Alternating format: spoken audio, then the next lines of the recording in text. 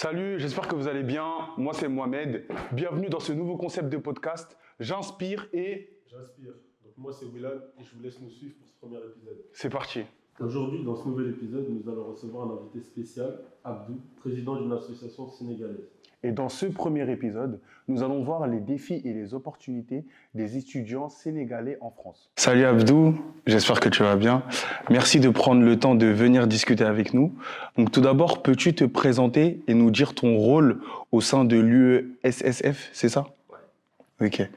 Bonjour, je m'appelle Abdou Ndiaye, président de l'association Union des étudiants solidaires sénégalais de France, qui est l'UESSF, qui est une association basée en France et qui regroupe des milliers d'étudiants sur toute l'étendue du territoire français. Tu peux nous expliquer un peu quel est l'objectif de ton association? L'Union des étudiants solidaires sénégalais de France est une association qu'on a créée et mise à la disposition des étudiants pour plus les accompagner, les aider sur tout ce qui est dans le domaine social, en ce qui concerne leurs problèmes administratifs, problèmes juridiques, et quand ils ont des problèmes à la recherche de logement, d'alternance, et tout ce qui est problème d'aide locative, etc. Parce qu'on travaille avec des partenariats en termes de cabinet juridique. Nous avons Maître Fazelo qui accompagne les étudiants qui reçoivent des OQTF, obligation de quitter le territoire. Et en ce qui concerne les démarches administratives et autres, nous avons le Consul général du Sénégal à Paris, l'ambassade du Sénégal et la service de la gestion des étudiants sénégalais à l'étranger qui est le EGE. Ouais, donc vous êtes vraiment présent depuis plusieurs années maintenant sur le territoire français. Mais moi, je me posais une question. Toi-même, tu es sénégalais. Donc toi, ça fait combien de temps déjà tu es en France? Et peux-tu nous raconter un peu ton expérience personnelle lors de ton arrivée en France? Je suis arrivé en France le 4 janvier 2022. Ça fait maintenant, on peut dire, 4 ans. Je suis arrivé en France, j'étais dans une école de commerce. J'ai fait ma première année là-bas à ADC Paris Business School. Et j'étais en formation management gestion des entreprises. C'était une formation qui me plaisait au début. Mais quand je suis rentré à la formation, je me suis senti que ce n'était pas la formation qui convenait à ce que je cherchais, à mes compétences et à ma potentialité. Et par la suite, j'ai fait une réorientation. J'ai quitté cette école de commerce et je suis allé à la fac à l'université de Paris 8 pour faire la formation aménagement du territoire, urbanisme. Donc là, je suis en licence 3, géographie et aménagement du territoire. En venant d'arriver, c'était compliqué comme tout étudiant sénégalais en France, comme j'ai l'habitude de le dire. J'ai connu la galère quand je suis arrivé en France. Donc, parce que quand j'étais au Sénégal, je n'ai jamais connu la galère, tout était tranquille. Donc, arrivé en France, donc ça devenait à être complexe, compliqué, commençant par la validation de visa, les problèmes de sécurité sociale, les démarches administratives, tout était compliqué, on ne connaissait absolument rien. Donc on était obligé de solliciter ou bien de demander des gens qui étaient aux alentours de nous, qui étaient là avant nous, leur poser les questions, nous envoyer les liens pour qu'on puisse y entrer et faire les démarches qu'il fallait faire, et pour ne pas être pénalisé après un an en ce qui concerne les titres de séjour, etc. Donc c'était très difficile, mais quand même on a pu gérer le cap, Dieu merci. De galère. Et selon toi, quels sont les principaux défis auxquels sont confrontés les étudiants sénégalais qui arrivent en France? Ok, moi quand je suis arrivé, je vais donner l'exemple sur moi, après je te parle du contexte général. Par exemple, quand je suis arrivé, j'ai été hébergé chez mon oncle, donc j'ai fait là-bas 1 mois, 2 mois. Après, je devrais chercher mon logement. Donc, j'ai cherché, je n'ai pas pu trouver. Donc, je suis sorti de chez mon oncle. J'ai été hébergé par un étudiant dans un studio de 12 mètres carrés. C'était très difficile et compliqué. Donc, j'avais pas le choix. Et donc, je suis sorti d'un F3 pour aller à un studio de 12 mètres carrés. C'était très compliqué en faisant les cours, aller au travail. Avant même de trouver le travail, c'était très difficile. Donc, j'ai été employé par un barman, une dame juive qui m'avait pris pour que je puisse faire les vestiaires quand c'était sur la Seine vers Gare de Lyon. Donc, j'étais là-bas. Qu'est-ce que je faisais? Quand j'arrivais le soir, il y avait les gens qui venaient faire les afters et tout. Donc, j'étais obligé de faire les vestiaires et tout.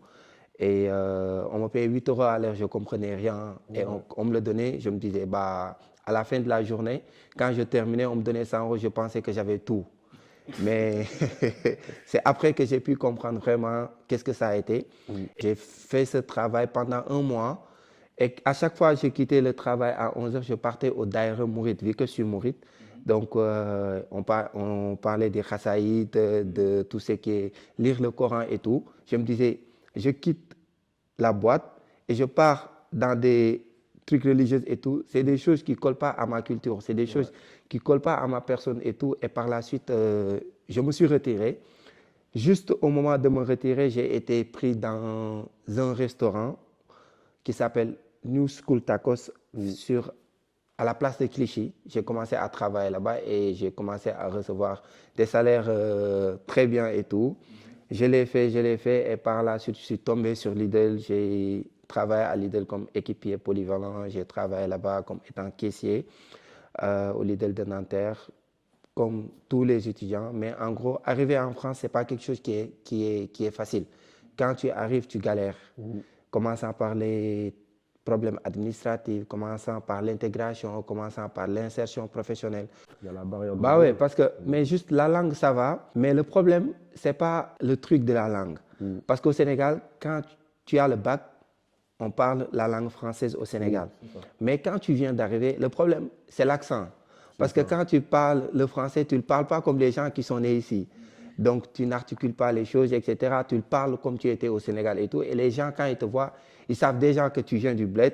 Et le problème, c'est ce sentiment quand on te traite de blédard, tu viens du bled, etc., etc. Quand tu n'es pas très bien préparé, quand tu n'es pas fort mentalement, psychologiquement, quand tu n'es pas très bien préparé, tu risques d'oublier tes origines, tu risques d'être emporté par une masse de personnes, laisse tomber, tu risques de te dévier même de tes objectifs et tu deviens complexé parce que c'est très compliqué, c'est très compliqué. Mais Dieu merci, on a pu en faire face. Donc, parce que quand on était au Sénégal, Dieu merci, on avait des parents qui nous ont bien préparés. On a fait le Dara, on est parti de gauche à droite, etc. On nous a été très bien parés psychologiquement. Et des fois, j'ai même l'habitude de dire que c'est très difficile de voir quelque chose qui nous atteint psychologiquement. Parce qu'on on nous a bien formés, bien éduqués, de telle sorte que partout où on y part, qu'importe les difficultés, qu'importe la situation, on parvient à gérer le cap. Parce que je me dis qu'on est en France, il faut s'intégrer, il faut savoir communiquer et travailler ou bien même gérer avec les gens parce qu'on est dans un pays qui n'est pas le nôtre. Il faut savoir s'intégrer. Ça, c'est bel et bien quelque chose qu'on doit faire. Mais cela ne doit pas nous obliger à oublier nos origines. Cela ne doit pas nous obliger aussi à oublier là d'où l'on vient. Donc, parce qu'on vient de loin, comme j'ai l'habitude de le dire. En tout cas, on sent que tu as cet instant de débrouillardise et c'est inspirant, franchement. Ouais, franchement, c'est grave inspirant. En plus, moi-même, en fait, je rigolais parce que moi-même, j'ai fait le Dara. Quand j'étais petit, mes petits frères aussi récemment, ils sont partis pendant un an au Sénégal. Et justement, ça me fait envie de te poser une question. Pour toi, c'est quoi le plus gros choc culturel entre le Sénégal et la France que tu as remarqué et qui t'a marqué quand tu es arrivé en France? Vous savez, quand je viens d'arriver, ce qui m'a plus marqué quand je suis descendu, en dehors même du choc culturel, quand tu arrives, surtout en période d'hiver, les climats. Ah, oui. Donc, tu viens dans un pays où il fait les 35 degrés, des fois ça part jusqu'à 40 degrés. Tu arrives dans un territoire où il fait des 2 degrés, moins 2, etc., etc. Tu es choqué déjà. Donc, c'est le premier choc que j'ai eu quand je suis arrivé de Roissy-Charles de Gaulle. En dehors des problèmes de climat, donc de la culture, on peut dire, quand tu viens d'arriver, il y a plein de choses que tu vois, tu n'avais pas l'habitude de voir au Sénégal. Donc, l'habillement, en termes, on peut en parler de plein de choses. Donc, tu vois des gens qui s'habillent comme ils veulent, etc., etc. Donc, c'est des cultures différentes du sien. Donc, mais tu es obligé de t'y adapter parce que tu es venu dans un territoire, comme je l'ai dit tout à l'heure, qui n'est pas le sien. Tu es obligé de t'y intégrer, mais tout en étant conscient de là d'où tu viens, en n'oubliant pas tes origines et ce qu'on a fait sur toi. Parce que de la classe de primaire jusqu'à la classe de terminale, tes parents se sont tués pour que tu puisses avoir certaines cultures, certaines bases solides de QTA. Ils t'ont toujours dit, sache là d'où tu viens, il faut savoir qui tu es. En sachant qui tu es et là d'où tu viens, ce qui te permet d'aller là où tu veux. On parlait de différences culturelles, mais au niveau de l'aspect éducatif, le système éducatif français, Quelle différence tu as pu constater et comment s'y adapter, justement? En ce qui concerne le système éducatif, euh, c'est d'une côté, on peut dire c'est compliqué, et de l'autre côté, en ce qui concerne les étudiants sénégalais, de la classe de primaire jusqu'à la classe de terminale, pour ceux qui ont fait le bac français, donc on étudie presque la même chose, mais juste qu'il y a des différences. Donc tu parles la langue française et tout, parce que même en étant en classe de primaire, nos professeurs avaient l'habitude, quand on ne parlait pas la langue française, ils nous mettaient un symbole. Un symbole, c'était un os de chien qu'on te mettait quand tu ne parlais pas la langue française en classe. C'était pour nous obliger à le parler. Donc, pour ne pas le porter, et quand tu le portais, tes camarades de classe se moquaient de toi. Tu ne sais pas parler la langue française, donc tu faisais tout ton possible pour ne pas parler Wolof en classe. Mais quand tu sortais, tu parlais la langue Wolof, etc., etc. Donc, tu as eu la chance de parler le français quand tu étais déjà au Sénégal. Donc, quand tu viens, tu t'adaptes, même si tu ne le parles pas trop bien, mais quand même, tu as déjà les bases qui te permettent d'aller là où tu veux. Donc, c'est un peu là, déjà, c'est une opportunité que nous, étudiants sénégalais, nous avons. Mais en termes de formation, je peux dire que ce qui concerne les universités sénégalaises, on n'a pas les mêmes matériels. On n'a pas aussi, les formations, ce n'est pas les mêmes. Et aussi la manière et le système qu'utilisent les professeurs, ce n'est pas pareil qu'au Sénégal. Je vais vous donner juste une anecdote. Quand j'étais à l'école de commerce et d'essai Paris Business School, j'ai eu une expérience parce qu'au Sénégal, quand le prof posait une question, je disais monsieur, monsieur ou bien madame, madame pour qu'on puisse t'interroger et tu puisses donner ta réponse. Donc, j'étais en classe et je disais, la prof avait posé une question et j'ai dit madame, madame, et c'est énervé. Nous ne sommes pas vos chiens, que ça soit la première. Et j'étais choqué. Donc moi, vu que je suis une personne qui ne se laisse pas faire, je suis énervé. Je lui ai dit que ça soit la première et la dernière fois que tu me parles de cette manière. Et tous mes camarades de classe étaient choqués à travers ma réponse. Il y avait une Sénégalaise qui s'appelle Eva. Elle m'a dit, Abdou, calme-toi. J'ai dit, non, que ça soit la première et la dernière fois que tu me parles de cette manière, etc. Et après, on s'est parlé, je lui ai expliqué et tout, elle a compris. Et depuis ce jour-là, on est devenus des meilleurs potes. Même à la fin de l'année, donc il dit que c'est Abdou qui était le premier à me rendre nerveuse, mais avec le temps, on a pu avoir de très bons contacts, très bonnes relations, etc. Juste pour vous dire que des fois, c'est compliqué quand tu viens d'arriver parce que le système, c'est pas pareil. Des fois, la manière, les comportements que tu as, parce que ce que tu fais dans ton pays, c'est pas pareil que les gens qui sont ici, ce qu'ils font, mais tu es obligé de t'y adapter, etc., etc. Mais il faut savoir te former, te cultiver, comme j'ai l'habitude de le dire. Il n'y a pas d'hommes cultivés, il n'y a que des hommes qui se cultivent. Il faut savoir se cultiver avec le temps et ça passe, quoi. Justement, pour rebondir un peu par rapport au système éducatif français, moi, mon frère, il a eu justement l'opportunité de faire le brevet au Sénégal. Et là, il vient de rentrer récemment. Et il m'a dit que dans les livres d'histoire, l'histoire n'a rien à voir avec l'histoire française. Ça, c'est vrai. Donc ça, c'est vrai ou... Ça, c'est... Je dis peut-être il me fait un prank. Donc c'est vrai. Donc en fait, la tournure de l'histoire en France, vous, en Afrique, vous avez vous avez une autre histoire. Comment ça se passe? Vous savez, par exemple, dans chaque pays, on peut avoir les mêmes programmes d'histoire, mais la manière dont on nous l'explique, c'est pas le même. Parce que quand tu es dans un lycée français, la manière dont on t'apprend le programme de l'histoire à travers, par exemple, la traite négrière, à travers l'esclavage, c'est pas le même que le Sénégalais qui était déjà, que ses parents, ses anciens parents étaient déjà esclaves. La manière dont il l'explique, c'est pas le même. Donc, le français qui t'apprend l'esclavage ou bien d'autres choses ne vont pas te dire ou bien creuser à fond comme ça s'est passé. Comme on a l'habitude de le dire, l'histoire peut être truquée, falsifiée d'une génération à une autre. Tu pars au Sénégal, eux, ils l'ont vécu. Parce qu'il y a ce qu'on appelle Gorée, le porte-aller sans retour. Donc là-bas, le prof qui a fait l'université Cheikh Anta Diop pour apprendre l'histoire au fin fond et Dakar qui était aussi au cœur de l'histoire de l'esclavagerie, etc. et de plein de choses. Donc, le prof qui sort de Cheikh Anta Diop et qui vient t'apprendre l'histoire, il a le cœur meurtri. Donc, il t'enseigne avec tout son cœur l'histoire que tu as envie de savoir, que tu as envie de comprendre. Des fois, tu te dis que même le français ou bien le blanc, il est méchant. C'est pas de cette même manière que l'on qu'on va te l'apprendre ici en France. Parce que tu risques d'avoir la rage, ou bien d'être méchant, ou bien d'être mécontent vis-à-vis d'autres personnes, etc., ou bien d'avoir la haine, etc. Mais ce n'est pas de vouloir chercher la haine, mais c'est l'histoire. Donc il faut savoir le dire à travers les mots, il faut savoir le dire et l'enseigner à travers comment ça s'est passé, etc. Mais nous avons aussi notre propre histoire que l'on apprend aussi à nos frères, à nos grands frères et tout, parce que c'est bien important d'apprendre l'histoire de la France, du Chine, comme d'autres pays, mais aussi nous avons notre propre histoire qui est, il faut savoir, nous avons des grandes personnes comme Cheikh Ahmadou Bamba, Seydi El Hadji Malick, nous avons aussi des Lat Dior, Ngoné Latyr Diop, nous avons des Albouri Ndiaye, nous avons des grands hommes. Donc qu'on fait de notre mieux pour leur faire comprendre, pour l'apprendre, pour leur faire inculquer aussi à nos frères qui doivent connaître ces grands héros qui ont su marquer l'histoire du Sénégal. Donc, des fois, il y a eu cette différence parce qu'on ne va jamais t'apprendre qui est Lat Dior, Ngoné Latyr Diop ici en France.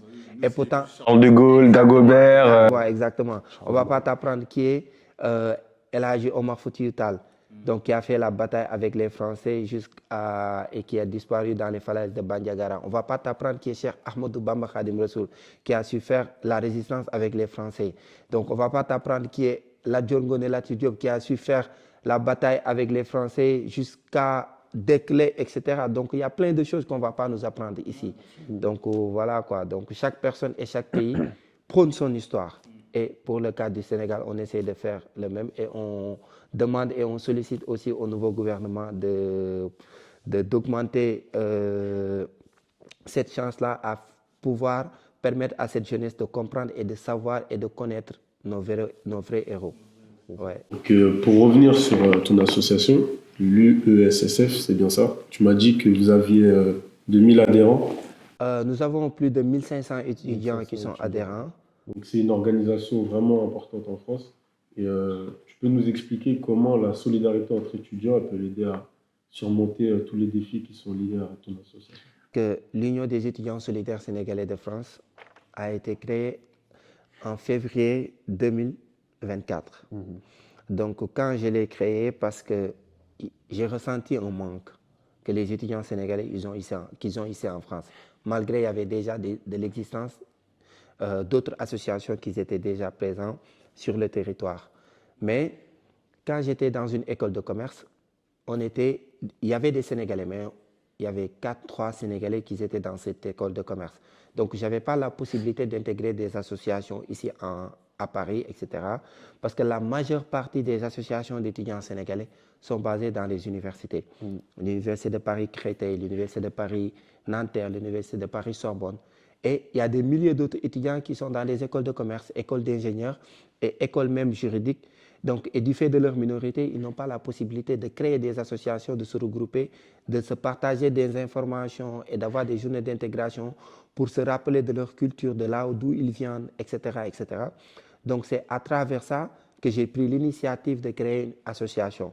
Une association qui va donner la possibilité aux étudiants-là qui sont dans ces écoles de commerce et qui n'ont pas accès à ces associations-là, aux étudiants qui sont dans des écoles d'ingénieurs et même aux étudiants qui sont déjà dans les associations et qui ont déjà de l'expérience de venir intégrer cette association pour partager leur expérience à nos jeunes frères étudiants qui viennent d'arriver, à ces personnes-là qui sont déjà là, mais qui sont isolés, qui sont déjà casaniers et qui ne savent pas beaucoup de choses.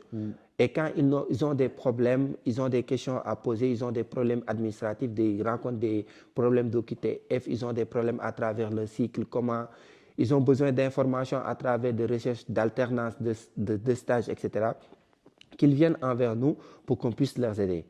Donc, en ce sens, récemment, il y avait un étudiant qui avait reçu un OQTF, nous l'avons mis en rapport avec un cabinet d'avocats à laquelle nous travaillons ensemble. Donc, l'avocat a pu gérer la situation et jusqu'à présent, on est dans les démarches et tout. Donc, nous prions pour que ça puisse bien se passer. Il y avait un étudiant aussi qui était à Rouen, qui avait atteint le cancer du leucémie. Donc, c'était très compliqué pour lui. Il a pu chercher de l'aide et tout, et il avait des dettes et tout. C'était très compliqué. Et quand il m'a contacté, j'étais à l'université. J'ai dit, mon frère, je te rappelle, je ne savais pas qu'est-ce qu'il voulait. Et 2 jours après, je me suis dit, mais il y avait un étudiant qui m'avait appelé pour me parler d'un problème, il faut que je le rappelle. Je le rappelle et il m'explique sa situation, j'étais choqué. J'ai dit, mais comment est-ce possible? Il m'envoie des vidéos au moment où il était en train de faire le traitement avec les cheveux coupés et tout, la chimio et tout. J'avais la chair de poule. Et j'ai pu contacter les gens qui étaient aux alentours de moi pour des personnes de bonne volonté. Nous avons ouvert un cagnotte et nous l'avons lancé dans le groupe. Il y a des milliers d'étudiants et chacun a su y contribuer à travers ces plateformes et des personnes de bonne volonté ont su aussi apporter leur contribution. Et aujourd'hui, cet étudiant est bien guéri, il retourne à ses activités, il travaille, il est bel et bien en forme et tout. Donc, je peux dire que sans ces associations-là, ces étudiants se retrouvent seuls. Parce que, particulièrement à Paris, les gens, ils ont trop de problèmes, ils ont beaucoup de soucis, ils courent de gauche à droite, comme on le dit. Boulot, métro, boulot, dodo. Tu as toujours des problèmes, tu cours toujours derrière l'argent, etc. Mais le fait de monter ces genres d'associations-là permet à ces gens, quand ils ont des problèmes, de venir nous les exposer avec les membres du bureau que je salue de passage et tout, qui font de très bel travail, donc qui nous soutiennent de gauche à droite. Et vu, comme on le dit, une association, c'est une association à but non lucratif. Tu viens, tu donnes tes expériences, tu donnes ton temps, tu donnes tout, sans pour autant recevoir de l'argent ni rien. Donc, ce que tu le fais par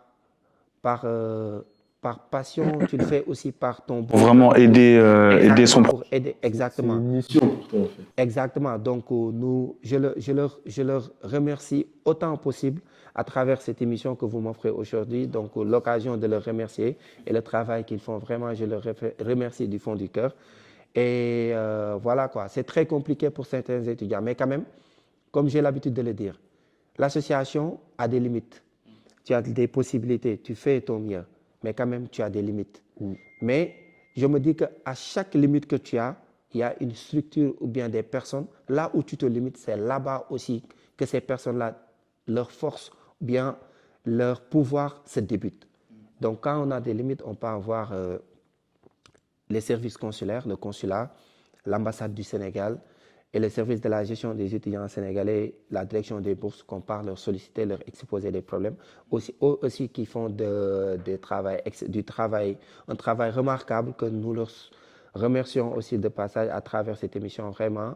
Malgré des fois, il y a des choses que tu exposes, les attentes ne sont pas au top, etc. Mais quand même, on essaie de faire de notre mieux à véhiculer l'information, à aider, à accompagner tant qu'on peut. Donc voilà quoi. Donc c'est vrai que l'UESSF joue un rôle et a un rôle donc à des engagements sociaux et politiques. Donc ça me donne envie de te poser cette question suivante. Quel rôle l'UESSF joue-t-elle dans les débats politiques ou sociaux, que ce soit en France ou au Sénégal? À travers cette question, donc la réponse ne sera pas trop parce que étant étudiant, des fois, et vu que c'est une association, ce n'est pas une partie politique, donc on évite trop de s'exposer au débat politique parce que sinon, on risque de coller motif à l'association comme quoi qu'il appuie un tel ou bien une telle partie politique, etc. Donc, comme tout étudiant, donc, nous suivons les débats politiques, nous avons des choses à y dire, mais tout en se disant dans notre tête que ces étudiants méritent d'être appuyés, méritent d'être accompagnés, méritent d'être encadrés et formés jusqu'à l'atteinte de leurs objectifs parce qu'ils sont l'avenir de notre pays, l'avenir de ce continent. Donc, pour tout parti politique, que ça soit ici en France, mais je vais plus adresser le message à nos dirigeants au Sénégal parce que nous sommes des Sénégalais. Comme quoi, plus précisément, le nouveau gouvernement a aidé et a accompagné ces étudiants sénégalais, surtout qui sont ici à l'étranger, parce qu'ils galèrent de ouf. Donc, je vais parler le cas des titres de séjour que récemment nous avons partagé avec un des journaux au Sénégal, Direct News, pour exposer le problème que vivent les étudiants. Parce que en tant que président d'association, en tant qu'association, l'Union des étudiants solidaires sénégalais de France, qui est une association basée en France, donc vu que nous travaillons dans le domaine de la solidarité et d'aider et d'accompagner et de partager les informations.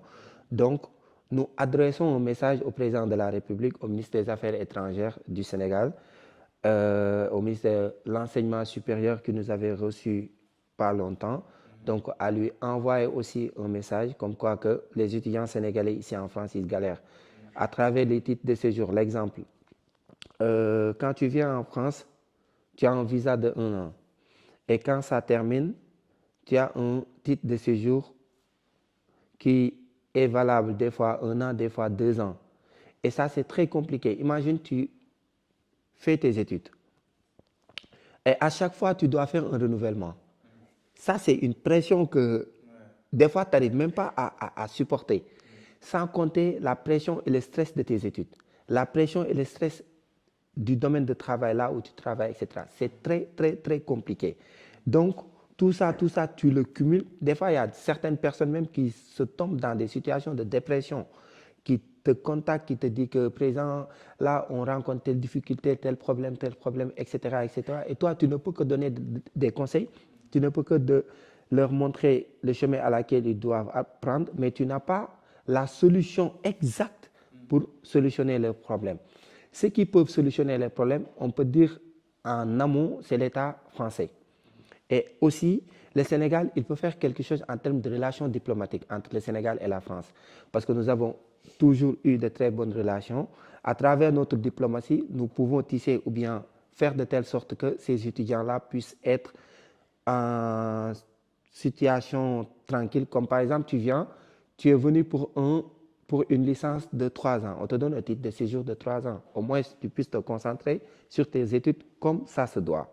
Au lieu de faire des titres de séjour 1 an, tu dois les renouveler 3 mois avant l'expiration, ce qui fait que tu auras que 9 mois, voire 8 mois de titre de séjour. Après le 3e mois qui doit succéder l'expiration, tu dois le renouveler. Tout ça, c'est compliqué. Exactement. Exactement. Et l'État du Sénégal peut faire quelque chose. Donc récemment, comme je l'ai dit tout à l'heure, nous avons adressé un message au ministre des Affaires étrangères pour lui faire part de ces problèmes. Parce que quand tu perds ton titre de séjour, tu perds tous tes droits ici en France. Et en dehors de ça, si tu étais en contrat d'alternance, tu le perds. Bah oui, tu n'as pas, parce que quand tu n'as pas de titre de séjour, tu n'es pas légal dans le pays. Et quand tu n'es pas légal, tu n'as pas le droit de travailler. À moins que tu travailles en black. Au black. Donc, c'est quelque chose qui est compliqué. Et en dehors de ça, quand tu perds ton alternance, imagine que c'était l'alternance ou bien ton travail, ton job étudiant de 600, 700 euros qui te permettrait de subvenir une partie de tes besoins. Tu te lances, tu te plonges dans une extrême précarité. Et après, tu as un loyer à payer, 600 euros, 400 euros. Si tu n'as pas de source de revenus, tu te retrouves avec des dettes extraordinaires. Récemment, il y a une étudiante qui m'a sollicité et son problème, c'était quoi? Elle a une dette de plus de 15 000 euros et quelques. Une étudiante qui a 21 ans, qui est arrivée à peine il y a 2 ans. Son père l'a payé maintenant, son père est parti à la retraite, n'arrive plus à l'envoyer de l'argent, etc. Elle avait perdu son travail. Là, elle travaille en intérim de temps en temps. Elle a reçu un huissier, comme quoi elle doit répondre à la tribunal en février. Regarde, exactement. Regarde tous ces problèmes-là avec tes études. Comment tu vas t'en sortir? C'est impossible. Alors que quand tu quittais le Sénégal, tu étais excellent ou excellente dans tes études. Tu avais un objectif, l'envie de réussir. Tu viens, les problèmes te disent Bismillah, comme j'ai l'habitude de le dire. Les problèmes te disent salut mon frère, salut ma soeur, comment tu vas? Tu tournes de gauche à droite. Au final, tu te dévies même de tes objectifs sans pour autant que tu te rends compte. C'est ça, en fait, des fois, tu vas aller chercher du coup plus l'argent Exactement. pour survivre que vraiment travailler pour justement réussir. Exactement, parce que moi, je me dis que quand tu viens en France, tu es venu avec 85% de recherche de savoir et 15% de recherche d'avoir, juste pour satisfaire une partie de tes besoins. Parce qu'on ne peut pas chercher le savoir à 100% et en même temps chercher l'avoir. Juste, on peut en chercher d'un côté pour subvenir à nos besoins, payer notre loyer, vivre, etc. Le temps d'obtenir notre diplôme et d'avoir une bonne insertion professionnelle et avoir un bon salaire. Mais quand tu viens, ces problèmes-là te tournent de gauche à droite, tu as des problèmes et tu ne sais pas comment faire. C'est très compliqué. Au final, tu te détournes de tes objectifs et tu reviens avec 95% de recherche d'avoir et 5% de recherche de savoir. Et tu sais qu'est-ce qui va te suivre après? Au final, tu pars renouveler ton titre de séjour. On te demande, monsieur ou madame, ton bulletin d'année scolaire, tu n'as pas de moyenne parce que tu n'as pas pu suivre tes cours comme ça se devait. OK. Certificat d'assiduité, qu'est-ce qui montre que tu partais souvent à l'école? Tu n'as pas de certificat d'assiduité parce qu'il y avait trop de problèmes, trop de pression, tu n'arrivais pas à payer ton loyer et tout. Au final, tu es parti chercher l'avoir, l'argent, au détriment d'un objectif qui était principal, primordial, qui était le savoir. Tu le laisses et après, tu te retrouves avec un OQTF, obligation de quitter le territoire. Et là, ça te rend fou. C'est compliqué, c'est compliqué. Et on en reçoit des dizaines chaque instant, tout le temps, mais on essaie de faire de notre mieux pour solutionner ces problèmes-là. Parce que nous, la jeunesse africaine, j'ai l'habitude de le dire, on est venu pour étudier, on est venu pour chercher du savoir. Et la France fait partie des pays les plus développés au monde. Et nous parlons la langue française. Quand on est venu, c'est pour chercher le savoir. Aussi, on peut dire chercher l'avoir, mais aussi avoir de l'expérience pour une fois quand on termine notre étude, retourner à notre pays d'origine, faire transformer ce savoir-là, l'expérience qu'on a pu tirer ici en France, l'amener au Sénégal pour que le Sénégal puisse faire partie de ces pays émergents et développés de demain. Inch'Allah. Et il y a cette question d'égalité des chances qui revient du coup. Mais toi, dans ton expérience, tu as déjà fait face à des étudiants qui t'ont parlé de discrimination ou de racisme? En ce qui concerne la discrimination et le racisme, ça c'est partout. Donc, surtout quand tu termines tes études, donc dans le marché du travail, tu as des problèmes de titre de séjour, des problèmes de trouver un bon boulot pour que tu puisses avoir un séjour légal pour séjourner en France comme ça se doit. Des fois, c'est compliqué. Le français privilège. D'une côté, on peut dire c'est normal, mais moi, je me dis qu'il faut savoir privilégier, mettre en avant la capacité de cette personne qui est devant toi, le CV de la personne plutôt que là d'où il vient, plutôt que sa couleur de peau, plutôt que ses origines. Donc, nous devons dépasser ces détails parce qu'on est dans un monde de mondialisation où les gens, le chinois est présent au Sénégal, le sénégalais est présent en Chine. Le français est présent au Sénégal, le sénégalais est présent en France. Donc, nous avons cette interaction des gens à travers le monde entier, dans chaque continent du pays. Partout où tu pars, tu trouveras des Sénégalais. Mais partout où tu pars dans le monde, tu trouveras des Français. Partout où tu pars dans le monde, tu trouveras des Chinois. Mais partout où tu pars, tu trouveras aussi des gens différents de là d'où ils sont. Ils viennent dans d'autres territoires. Donc, il faut savoir le supporter. Il faut savoir le gérer. Il faut savoir le surmonter et avoir un cœur et un état d'esprit ouvert. C'est très important. Sinon, on risque de se faire du mal.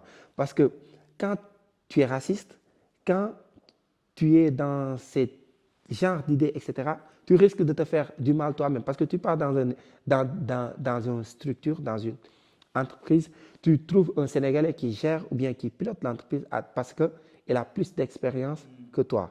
Quand tu es raciste, tu ne vas pas le gérer, tu ne vas pas le surmonter. Tu vas faire des coups bas de gauche à droite pour que cette personne-là puisse passer de gauche, laisse tomber. Mais quand tu as un état d'esprit, un mindset, un état d'esprit très ouvert, tu ne vas pas t'attarder sur tes détails. Tu vas faire ton travail comme ça se doit, tu pars et tu félicites ton gars. Et si tu as des trucs pour le côtoyer, pour qu'il puisse te le passer, tu le fais. C'est comme ça qu'il faut faire. Moi, j'ai cet état d'esprit. C'est pourquoi que tout ce qui est racisme ou tout ce qui est discrimination, je ne suis pas, même si je le vis, mais quand même, là d'où l'on vient a fait de telle sorte que partout où on part, qu'importe les gens ce qu'ils disent, qu'importe les gens ce qu'ils font, on garde le cap, tout en étant conscient qu'on est venu ici pour un objectif bien déterminé. Et une fois les atteindre, on retourne là d'où l'on vient. C'est ça. Ouais. Justement, pour faire le lien avec le Sénégal, comment aujourd'hui les étudiants sénégalais arrivent à maintenir un lien avec leur pays, donc, notamment à travers l'association. Ok, donc à travers l'association, vu qu'on collabore et on travaille avec d'autres associations qui sont dans les différentes villes, qui sont aussi dans les différentes universités, ils organisent des journées d'intégration, des jours, des week-ends culturels. Et récemment, il y avait l'année dernière l'association que je salue de passage, l'ASF, qui est l'association des étudiants sénégalais en France, qui avait organisé le président Khadim Gueye, que je salue de passage. Ils organisent des week-ends culturels pour valoriser la culture sénégalaise ici en France. Donc, où tous les étudiants sénégalais sont invités, l'ambassade est invitée, le consulat est invité, la direction des bourses sont invités et plein d'autres personnes et des personnalités et d'étudiants qui sont invités. On fait des sabars, des tam-tams pour valoriser la culture sénégalaise, pour rappeler à ces étudiants-là d'où ils viennent, pour rappeler ces étudiants-là leurs origines, leur culture, malgré qu'ils sont dans un pays différent de là où ils viennent, mais leur donner la possibilité de se rappeler là où ils viennent en leur offrant ces genres d'événements, des journées d'intégration, des week-ends culturels, en invitant aussi des avocats, des personnes expérimentées, des gens qui étaient ici durant tout leur cursus universitaire et maintenant ils sont des hauts cadres de là où ils travaillent, leur faire venir pour qu'ils puissent partager leur expérience avec nos frères, avec nos sœurs, pour que ces gens-là aussi ne puissent pas tomber dans le trou. Des personnes aspirantes Exactement, pour que la suite, exactement. ces jeunes Sénégalais puissent aspirer Exactement, à de aspirer grandes ces choses. jeunes-là pour qu'ils puissent ne pas dormir, pour qu'ils puissent aussi savoir là d'où ils viennent et ce qu'ils doivent faire à mettre le paquet et à réussir pour contribuer au développement de notre très cher pays, le Sénégal. Donc là, on va passer plus sur l'aspect opportunité. Toi, comment tu vois l'avenir des étudiants après leurs études et quelles opportunités ils peuvent avoir en France comme au Sénégal? Ce qui concerne l'avenir des étudiants sénégalais en France comme au Sénégal, ma réponse est cela dépend de leur domaine d'études. Donc chaque étudiant avec ses objectifs, il y a certains, leur objectif c'est d'étudier et après de travailler ici en France. Et il y a d'autres aussi, leur objectif c'est d'étudier, chercher le savoir et de retourner au pays, en profiter des opportunités, même si créer leur propre activité, comme l'exemple de moi-même qui vous parle. Donc j'ai cette mentalité et mon objectif c'est ça aussi. Mais en termes de recherche de travail, il y a des problèmes comme l'exemple des titres de séjour. Parce que quand tu termines tes études, ce qu'on te demande avant, c'est de trouver le plus rapidement possible un travail qui colle au diplôme que tu as. Donc, quand tu n'as pas de travail, tu risques de recevoir un OQTF. Donc, si tu ne reçois pas de contrat qui est en rapport avec ta domaine d'études, tu risques de recevoir un OQTF. Et autre chose, la discrimination, tu peux avoir toutes les compétences du monde. Le fait d'être, avoir de peau noire, ou bien plein de choses, etc., l'accent, la discrimination et tout, cela peut causer des problèmes parce que tu peux avoir un bon CV rempli avec toutes les connaissances et compétences du monde. Tu pars dans une boîte pour chercher du travail, tu risques de ne pas l'avoir parce qu'il y a la discrimination et tout. C'est quelque chose, c'est des facteurs qui sont réels et tout. Donc tout ça, c'est des problèmes que font face ces étudiants-là une fois leurs études terminées. Mais il y a certaines aussi, il y a des exceptions, parce que dans chaque règle générale, il y a aussi des cas exceptions, des cas particuliers. Il y a des gens qui parviennent à recevoir du travail comme dans le marché du numérique, dans tout ce qui est cybersécurité, dans les métiers de haute tension, etc., etc. Mais pour le cas du Sénégal, avec le nouveau gouvernement, ils font de telle sorte que les étudiants qui ont étudié à l'étranger on leur facilite de telle sorte qu'ils puissent retourner à leur pays et les compétences qu'ils ont pu avoir à l'étranger, qu'importe le pays d'où ils viennent, que ce soit au Canada, que ce soit en France, que ce soit en Allemagne, que ce soit en Russie, partout, tu puisses transformer ces compétences-là et ces connaissances-là au Sénégal pour que le Sénégal puisse marcher et devenir l'un des pays les plus développés ou bien les plus émergents au monde. Comme l'exemple de l'agriculture connectée, les cas de des cybersécurités, donc du numérique, donc il y a plein de choses, de l'architecture, de l'urbanisme. Donc, parce que ces pays d'Afrique, notamment le Sénégal, sont des pays en devenir, sont des pays en pleine construction. Donc, nous avons besoin de ces compétences-là, des jeunes qui ont des compétences et des potentialités dans le domaine des sciences, de l'ingénierie, etc., pour faire bouger les choses. Parce qu'on peut avoir toutes les ressources, surtout aussi l'énergie. Parce que le Sénégal vient d'exploiter récemment des barils du pétrole, etc., du gaz avec la Mauritanie et tout. Donc, nous avons besoin des jeunes qui se sont formés à l'extérieur, comme à l'intérieur du pays, qui ont des connaissances, pour pouvoir transformer ces produits-là sur le sol sénégalais et les exporter à l'étranger pour que les choses puissent bouger. Donc, il faut qu'on puisse se former. Et ces gens, l'État du Sénégal est en train de faire un très bon travail, comme quoi que même le cas du ministre des télécommunications et du numérique était ici en France et a travaillé avec Free. Maintenant, il est le ministre des télécommunications et du numérique au Sénégal. Donc, il était ici en France, je le connais moi-même. Donc, on était là à travers les marches et plein de choses qu'on a fait ici au moment où Macky Sall était là.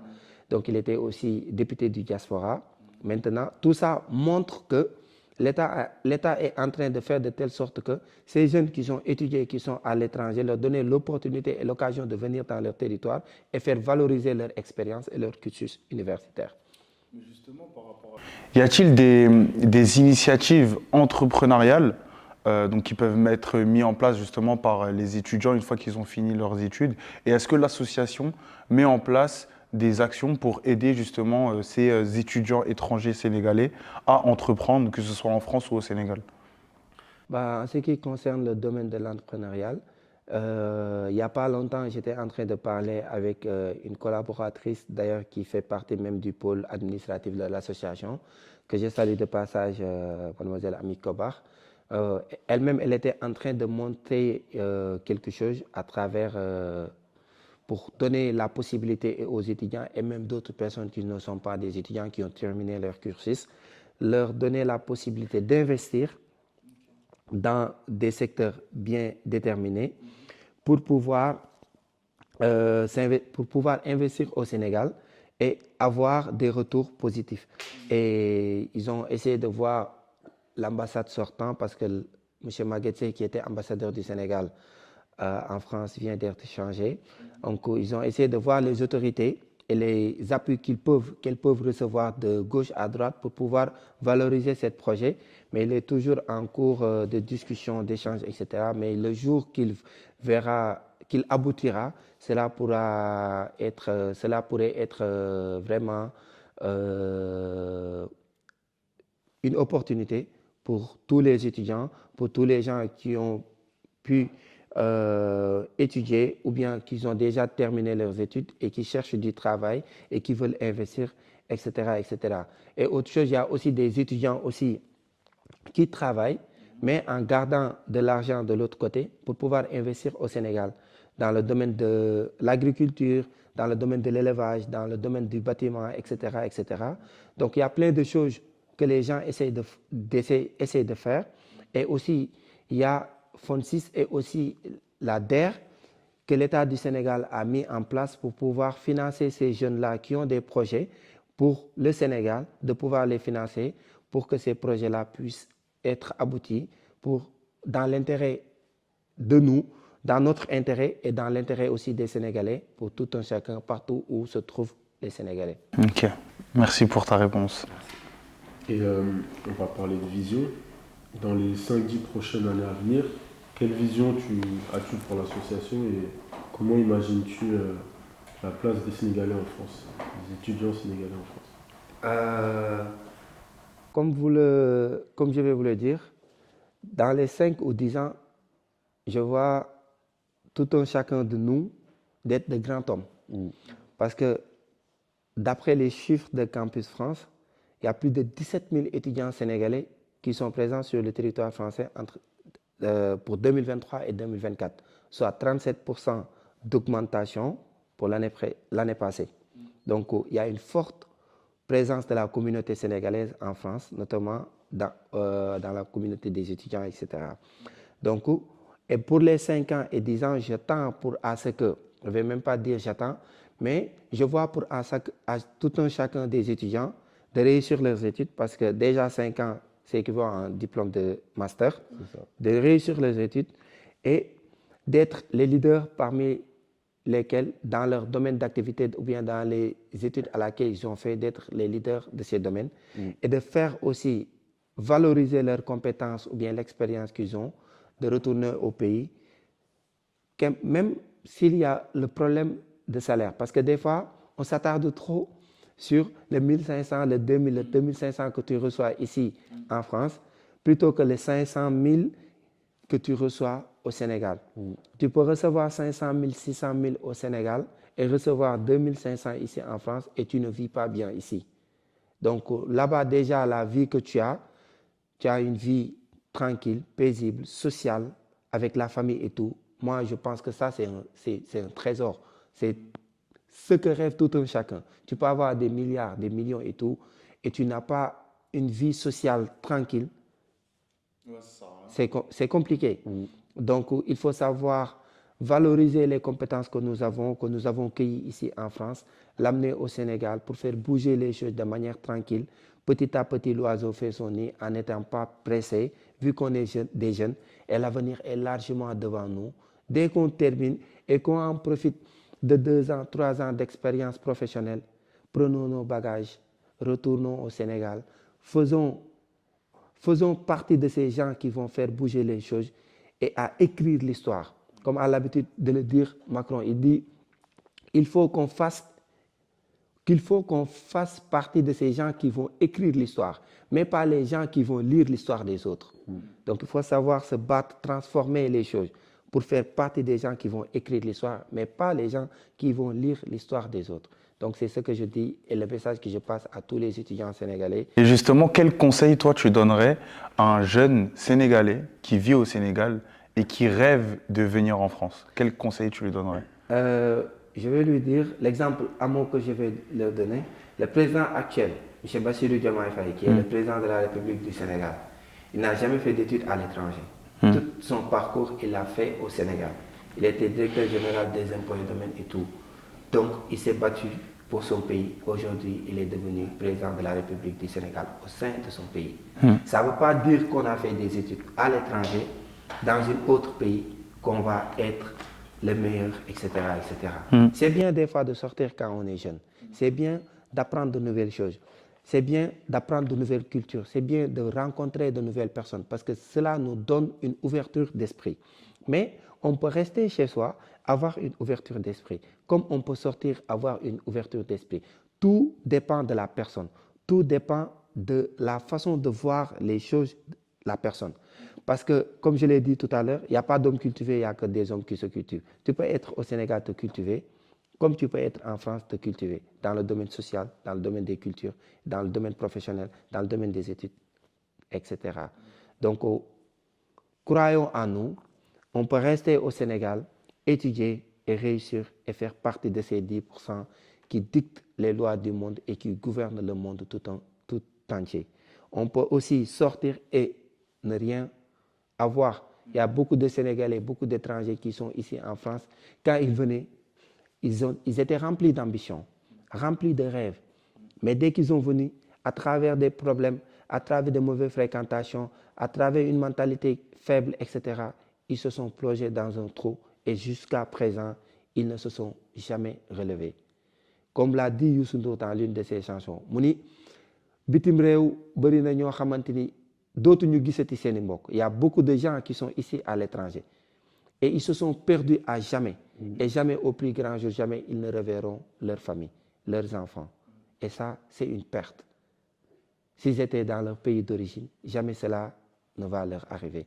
Ça ne veut pas dire que tu viens, tu vas tout perdre. Mais dans chaque règle générale, il y a des cas particuliers. C'est pourquoi je vous passe ces exemples. Nous qui partons dans la rue, qui voyons tout type de personnes, tu leur demandes, je suis sénégalais. Comment tu étais quand tu venais d'arriver? J'étais tranquille, j'étais aisé. Maintenant, qu'est-ce qui se passe? J'ai tout perdu. Pourquoi tu as tout perdu? Il y a ça, il y a ça, il y a ça, il y a ça. Ah ouais, Mais pourquoi tu ne retournes pas au Sénégal? J'ai la honte de retourner. Parce que quand je venais d'arriver, on m'a tout donné. Maintenant, j'ai tout perdu. C'est une perte. Et quand on est au Sénégal, tu peux tout avoir et tout perdre. Mais tu te recrées à travers tes propres centres. Tu te relèves, tu te bats parce qu'il y a ta famille. Exactement, il y a beaucoup de gens qui te soutiennent. Ici, les gens ne te soutiennent pas. Et même s'ils te soutiennent, ils attendent d'autres choses en revanche. Ouais, c'est de l'intérêt. Exactement. Et les gens, ils accumulent trop de problèmes. Ils courent de gauche à droite. Au Sénégal, les gens peuvent courir. Mais quand tu as des problèmes, la famille est là. Les gens peuvent te booster, etc., pour que tu puisses te relever, courir et te renaître, etc. Il n'y a pas ça ici. Nous n'avons pas cette possibilité. Dommage, mais bon, c'est ça, quoi. Donc, ce que tu essaies de créer avec cette association, c'est un peu cette deuxième famille, en fait. Exactement, parce que j'ai l'habitude de leur dire, quand on vient ici, on est venu avec des objectifs bien déterminés. L'étudiant, quand il vient, il est venu avec 85% de recherche de savoir et 15% de recherche d'avoir. L'association est là pour pouvoir les accompagner à atteindre leurs objectifs à 100%. Donc, quand ils ont des problèmes, on est là. Étudiants et problèmes, on ne peut pas les détacher. Mais quand même, il faut avoir des gens qui puissent être là à t'accompagner, à te donner des conseils. Parce que des fois, quand tu te perds, tu as besoin de gens qui te conseillent, qui te motivent, qui te rappellent là d'où tu viens, qui te rappellent tes racines, qui te poussent pour que tu puisses te relever, pour que tu puisses te battre, sortir de ta zone de confort, comme tu viens de le dire tout à l'heure.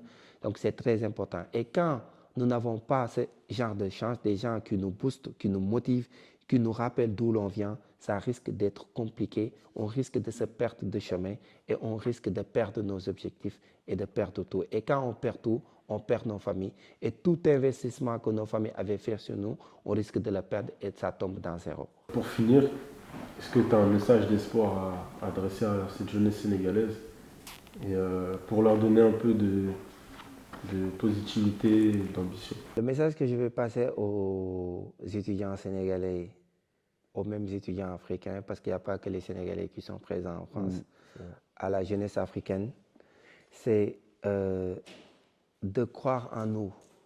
Pourquoi croire en nous? Parce que mon grand-père avait l'habitude de me dire, il faut savoir viser la lune. Quand on le rate, au moins tu finiras dans les étoiles. Donc il faut savoir viser très loin. Et le soleil brille aussi pour tous. Il faut savoir aller très loin, au-delà de nos rêves. Il faut se fixer des objectifs. Il faut se tracer une route. Et c'est ce qui va nous permettre d'aller là où on souhaite y aller. Et même au-delà de là où on souhaiterait être. Parce qu'une vie sans objectif, c'est égal à zéro. Mais quand on a des objectifs, on peut aller encore plus loin. Donc fixons-nous des objectifs. Traçons-nous des routes qui vont nous mener dans des endroits très purs. Ce qui va nous permettre d'attribuer ou bien de contribuer au développement de l'Afrique, au développement du Sénégal, au développement du monde. Pourquoi? Parce qu'il faut savoir apporter notre pierre à l'édifice. Parce que l'Afrique est un continent en pleine croissance, en plein développement. Et il a besoin de cette jeunesse, de cette masse de jeunesse qui se cultive, qui se forme partout dans le monde. Parce que partout dans le monde où tu pars, il y a des Africains qui sont dans toutes les universités, même aux États-Unis. Tu pars à Harvard, tu trouveras des Africains. Donc nous avons besoin de cette masse de jeunesse pour développer, pour faire bouger les choses demain. Donc que ça soit dans le domaine des sciences, que ça soit dans le domaine de la littérature, que ça soit le domaine à laquelle tu es, tu te formes, tu te cultives. D'ici 5 ans, d'ici 10 ans, il faut te dire que moi, Abdou, moi, telle ou telle personne, il faut que j'apporte quelque chose à mon pays. J'apporte quelque chose à ma nation. Tu peux aller en France, travailler jusqu'à mourir là-bas. C'est bel et bien beau, comme le font certaines personnes, mais il ne faut jamais oublier là d'où l'on vient. C'est bel et bien important de travailler en France, d'avoir un bon salaire et après, à la fin du mois, envoyer quelque chose au bled pour subvenir une partie des besoins de la famille. Mais ce serait très beau de se cultiver, de se former à l'étranger, de retourner à notre pays d'origine, valoriser cette expérience dans notre pays. Parce que Nelson Mandela disait, dis-moi quelle jeunesse tu as, je te dirai quel peuple tu seras demain. Donc quand on a une jeunesse formée, cultivée, qui se forment à l'étranger et qui se forment dans leur pays d'origine, qui retournent dans leur pays pour pouvoir valoriser leur expérience, leur culture et leur cursus universitaire dans leur pays d'origine. Cela permettra à ces pays africains-là à bouger de manière très intègre, de manière très loyale et à quitter la pauvreté, à quitter aussi, comme on le dit souvent en termes géographiques, les pays en voie de développement, en quittant le sous-développement, allant en voie de développement, allant aussi, comme on le dit, à l'émergence jusqu'au développement. C'est quelque chose qui est possible. Il faut y croire et se donner à bout et à fond. Et Inch'Allah, c'est l'union qui fait la force. En Wolof, on dit « ñaara mën kenn te ñett duñu bëre ». Ce qui veut dire en français, l'union, il fait toujours la force. Ce qu'une personne peut faire, 2 personnes peuvent le faire de manière top, mais 3 personnes peuvent le faire de manière trop top, purement top et très excellent. Merci en tout cas Abdou pour cet échange. Et où est-ce qu'on peut te trouver, que ce soit sur les réseaux sociaux pour voir un peu tes activités, suivre l'association, mais aussi rejoindre, parce que moi je te mens pas, j'ai envie de rejoindre l'association aussi. En ce qui concerne l'association et le fait de vouloir le joindre, tu seras la bienvenue, vous serez les bienvenus. Plaisir. Et toute activité qu'on fera, vous serez invités, Inch'Allah. Donc, on est sur les réseaux, sur Insta, on a des groupes WhatsApp. Donc, sur les réseaux, il y a UESSF-du-bas 2024. Donc, vous allez nous voir, USSF. Donc, et moi, mes réseaux, c'est Abdou1729. Vous pouvez me suivre aussi sur Instagram et sur Facebook. Je suis aussi sur LinkedIn, Abdou Ndiaye. Donc, voilà quoi. Vous pouvez nous suivre, nos activités, à nous donner aussi de la force et tout, pour qu'on puisse aller au-delà de nos objectifs. Vraiment. Ouais. Mais merci en tout cas vraiment pour d'avoir accepté l'invitation. Et vraiment, c'était vraiment un plaisir. Ouais. Mais le plaisir est vraiment partagé parce que c'est moi qui devrais vous remercier de m'avoir donné cette opportunité, cette possibilité d'exposer les problèmes des étudiants, ce qu'ils vivent en France, et de véhiculer un message très important. Donc, vu qu'on est dans un monde où il faut savoir partager les informations parce qu'il y a des gens qui sont dans leur coin, déconnectés du monde et qui ne savent pas ce qui se passe. Et des gens en profitent pour leur donner de mauvaises informations. Des jeunes comme vous, donc on ne peut que vous soutenir, on ne peut que vous encourager à aller au-delà de vos objectifs. Parce que vous êtes là pour la jeunesse africaine, pour la jeunesse sénégalaise, pour la jeunesse française et pour tout jeune, qu'importe là où tu es. Donc nous vous souhaitons une très bonne réussite sur tout votre parcours et ayez la force et le courage et la détermination d'aller au-delà de vos objectifs. Parce que le soleil brille pour tous.